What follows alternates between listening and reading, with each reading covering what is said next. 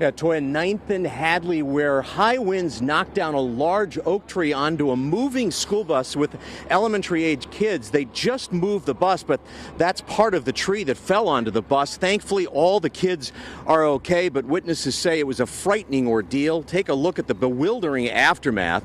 Everyone's asking, what are the chances that a moving school bus with kids gets hit by a falling tree? Charles Jefferson was sitting in his car, watched it all happen, and then helped kids get off the bus.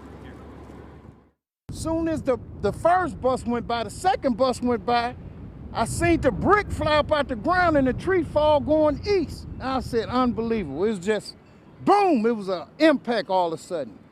And it scared me, right on top of the bus full of kids. It was just a blessing. Then nobody, the kids or nothing get hurt, you know. So the exit door on the back opened and I helped all the kids get out. We're back live and we're still waiting for word from the bus company as to exactly how many kids were on the bus. We've heard anywhere from 10 to 15, but again, they're all okay tonight. Live in Milwaukee, Terry Sater, WISN 12 News.